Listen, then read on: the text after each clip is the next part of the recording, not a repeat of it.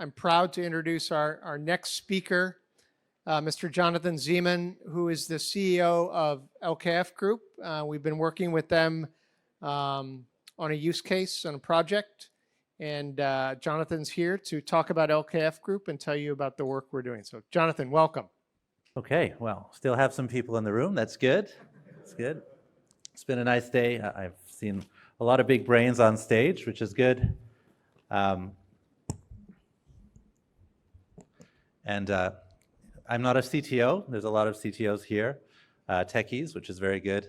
I'm a little geeky, which is nice. So when Tim and Yifan first approached me about a POC, with blockchain, I was very excited. I didn't know much about the Spartan network and BSN, but now I know a lot about it, and I've also got to understand a lot more about blockchain itself. So, okay, as was said, LKF Group, our DNA, for 40 years, it's been about embracing the community in Hong Kong, creating these social networks. We're the original offline social network, and really making the most out of these lifestyle experiences, whether it's food, drink, business. A lot of people come to LKF since the beginning for business networking. That's a very important function that we provide.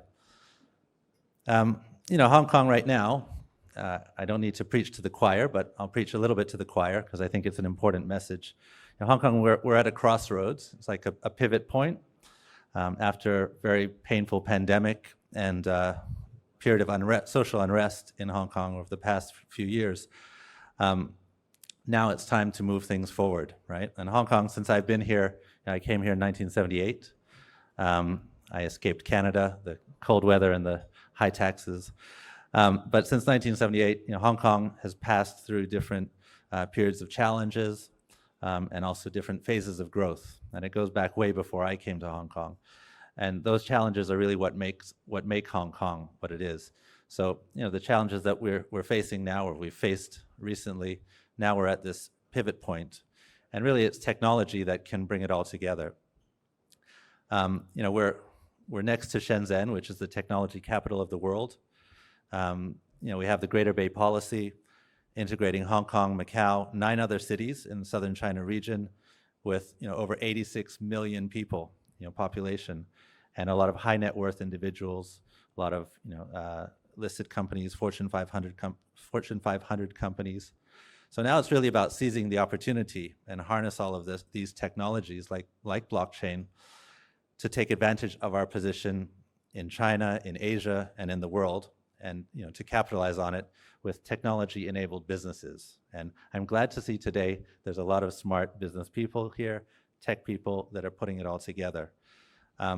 Traditionally, Hong Kong is not led by government. It's not the government that made Hong Kong the successful economy that it is. Since the pre-1997 days, it's really Hong Kong enterprises and Hong Kong, hardworking, smart people. Of course, we do hope that we can inspire the government to use new technologies like blockchain to do what we should have done 10 years ago, which is to turn Hong Kong into a digital society, a digital economy, and a digital government. We can refer to Singapore just down the road, who've done a good job of it already. So we do hope to inspire the government, and I think with BSN and some other technology providers, there are some things happening, which is good to see. Now, as has been said today, and just another reminder, blockchain, as we know, it's not only about cryptocurrency, and it's important to also reiterate that, I think, at every opportunity, because most people who are not in the technology world, when they hear blockchain, they think cryptocurrency, they think Bitcoin, and that's where legitimate businesses can get kind of tainted by the wrong brush. Not to say that cryptocurrency businesses are not legitimate, right? There's definitely plenty of legitimacy in that world, but I think for the more traditional businesses, and especially governments, it's important to remind ourselves that blockchain is not only about cryptocurrency. And nice to see that BSN and the Spartan network does allow us to have fiat-based blockchain for the rest of us.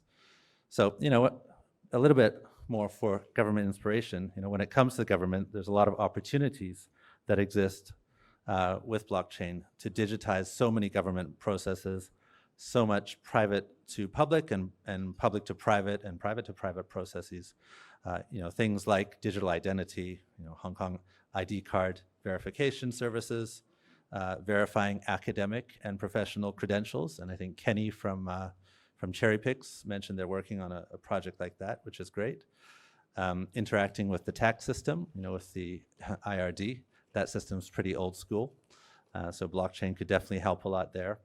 And then there's all the registries, the public registries like Lands Registry, Companies Registry, Pharmaceuticals Registries, Securities, of course, Vehicles Registry, and MPF administration as well.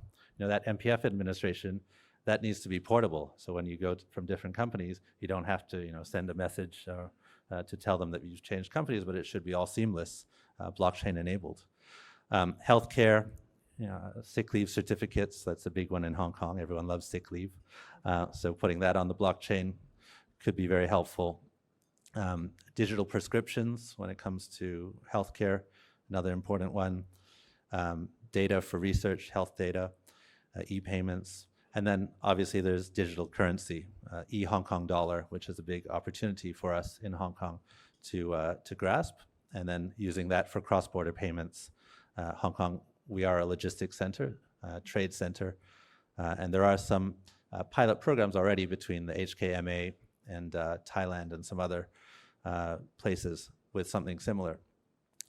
And eventually just using digital contracts, changing the laws so that, and reforming the laws for conveyancing and on land and other assets that would allow for e-signatures, especially in the wake of COVID. In COVID, it's hard to meet people like it used to be. So having these e-signatures would really help to enhance Hong Kong as an international financial hub. So, okay, that's the government side. And then obviously on the private enterprise side, a lot of ideas have come up today. Very good ideas, I think, that have a lot of legs. But of course, we've got supply chain, logistics, healthcare, finance, real estate itself. I thought the TOCO, Scott Thiel from TOCO, that was exactly what we've been thinking. We're in real estate ourselves, and how to tokenize and fractionalize the ownership there when it comes to fundraising for projects. That would make a lot of sense. IP licensing in the entertainment industry, NFT marketplaces, and all these things, and luxury goods as well, which is a big thing for Hong Kong. So the list is endless, and I'm not going to go on with more.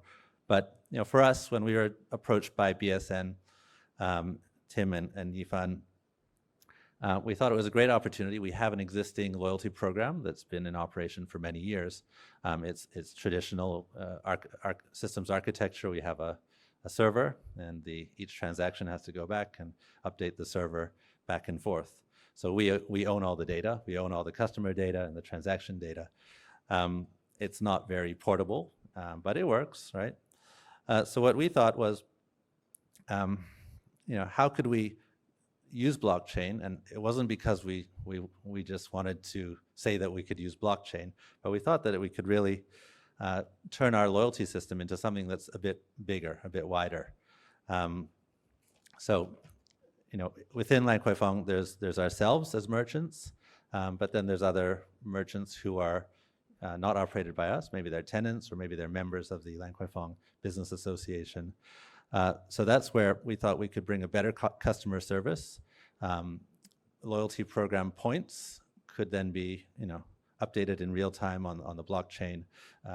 Customers could choose, how much of their transaction history on the blockchain to show and to share. And then different partners, they could get involved in to view those transactions or the parts that customers allowed. So that we thought was very powerful, because then we can bring a better customer experience, better offers, better deals to customers in the area. And then it would allow easy scale up to all of Central and say the whole restaurant and bar scene in the Central area. So great. But what's next, right? It's just a POC, taking our existing loyalty program, database architecture, shifting it to the blockchain. Not the whole thing, but just the database part of it. So thinking bigger, after successfully testing the POC and then deploying to our customers. So next step is really to cooperate with the different businesses and merchants in the area to figure out, what kind of membership privileges these bonus points can buy, right? So typically people want discount vouchers. That's definitely popular. But for us, our vision is really eventually to have an exclusive membership tier. So we start with the basic tier, so everyone's got that. The more you spend, the more you make. You can see it on the blockchain through either your app or a web interface. So, eventually it would be nice to be able to take those loyalty points on the blockchain, also to mint NFTs that have functionality to them. So not these pump and dump type of schemes, but real NFTs that have functionality that get you exclusive access to clubs, bars, or exclusive experiences. We have a special chef coming in from Japan for a four-hand sushi dinner. So only by having this NFT can you get access to that experience. So that's the ultimate goal, is to have these different tiers, and then also some of those, as part of the NFT, you can attach a digital artwork to it. So not for the sake of having a digital artwork, but more like a badge, right? So people, when they go to a club or a bar, they want to be recognized. They want to show that they're VIP. So this kind of digital badge helps to get that recognition for them. Eventually, when you get to the LKF metaverse, then you have an avatar, right, as part of your NFT. So only with this NFT can you get this avatar. And I think that's the way that everyone asks us, why don't you do a Lan Kwai Fong in the metaverse, right? Buy some digital land and build a Lan Kwai Fong in the metaverse. Eventually, I thought to myself, well, why do people come to a bar, to a club? It's to meet people. It's to get in touch with each other and sometimes go home with each other. So online in the metaverse, a little bit more difficult, but the metaverse exists, and I see my son playing his Fortnite all the time, and he has friends all over the world that he's never met in real life, and he wants me to buy him, for V-Bucks on Fortnite. I have to use fiat currency to buy him V-Bucks, and then he uses it to buy different suits, different avatars to stand out. So eventually I think we could figure out that LKF metaverse. I know this is not a metaverse summit, it's a blockchain summit. So, but I just wanted to share that with you. So yeah, basically I'm very happy that we were part of this POC and able to enable our loyalty program with blockchain, and then to be able to now look forward on how to scale it up to different parts of Central and Lan Kwai Fong and the industry with our loyalty program. So thanks again to Red Date's He Yifan, Tim Bailey, for arranging the conference. And here's to a digitized blockchain-enabled Hong Kong. Thank you.